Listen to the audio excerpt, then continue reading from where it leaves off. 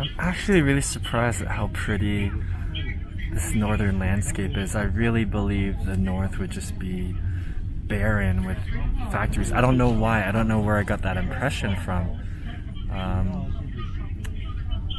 Again, it's the Western media seeping into my subconscious that I always believe parts of China are so ugly and undeveloped, but it's actually really pretty. Look at these trees. Like, look at the greenery and how organized and amazing everything is. Wow. So,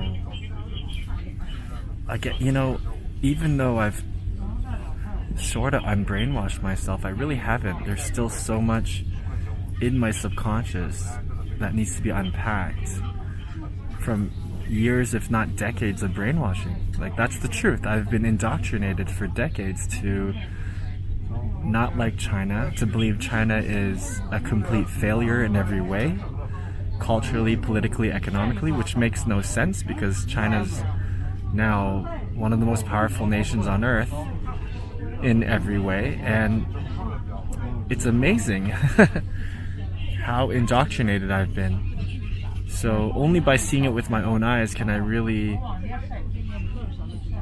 deprogram myself. And it's funny because I'm making these videos, exposing Western media, mainstream media, anti-China media, anti-CPC media.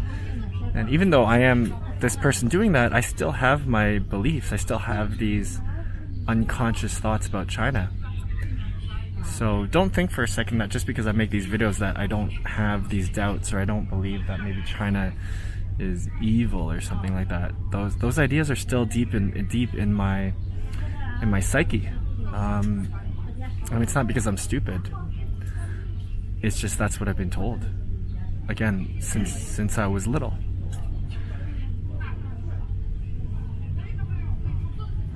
So, a lot of people comment on my page that when I interviewed the Taiwanese kids, for example, those students who live in Taiwan, the Taiwan residents, and they call them stupid and etc. I don't for a second think they're stupid, because if I called them stupid, then I myself am stupid for believing the media. When you're trapped inside a media echo chamber and you have no alternative, then it's almost impossible to think otherwise, because they also give you this illusion of choice. They give you this illusion that you're getting both sides of the story, right? They say, oh, well, if Fox says one thing, then I can just go to CNN and get the other side. But that's not true. Fox and CNN can both be extremely biased and both be false. And the truth is not somewhere in the middle, actually. For example, if Fox is A and CNN is B, it doesn't mean that the truth is somewhere between A and B. The truth could actually be C. It could actually be something totally different that the Western elites or whoever funds the media or controls it, like, I don't know who it is. I always say Western media, but the truth is we don't know really where this funding comes from. It could be from Europe, it could be from China, it could be from the province of Taiwan, Hong Kong, the city of Hong Kong. There are many people, many forces that are against the CPC. There are many people around the world that would love to see the government crumble so that markets would be opened, that they could come in and gobble up some territory, gobble up some markets. The world's always been like that. There's always been competing powers trying to fight for land and markets and women. So it's very simplistic. I've always said Western media in my channel, and I have to start to slow that down because I think it's much more complicated than that. A lot of this propaganda could be coming from China itself, from people inside China that would love to see their government, the majority government, break apart so that they can come in and take control of industries or things like that. And I say that because that has happened in the past. I'm not just speculating here. I've read some very, very powerful books written by an American, James Bradley. And he exposed the fact that the China lobby, these people, these ultra-rich family from China, was able to manipulate and indoctrinate an entire generation of Americans to believe that China was one way when it wasn't. And they were doing that for their own benefit. Basically to milk the American public for money, to fund their own dictatorship in China 100 years ago, during the Nationalist Party era. Hey guys, come ride with me in Sanya. The bike path here is gorgeous.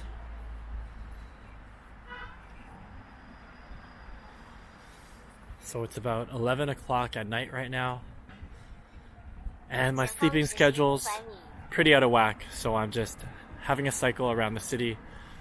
I just ate some food, and as you can see, not many people out. It really is a tourist city.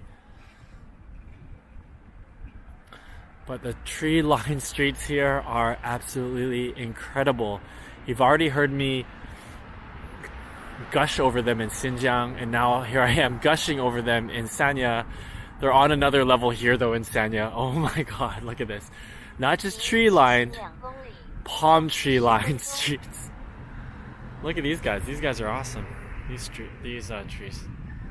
It's quite dark. I'm not sure if you can see everything, but yeah. So that's what it's like to ride a bike at 11 p.m. in China. Absolutely heavenly, in my opinion.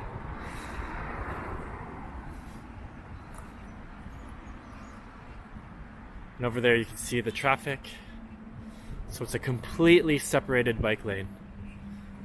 It's not even really, you know, it's just completely separated from the main road. Cars can't get in here. And I dare to ask you, viewers, have you ever seen a more beautiful bike lane in your life? I really need to ask you, because this is amazing. Please tell me in the comments below if you know a more beautiful bike lane than this.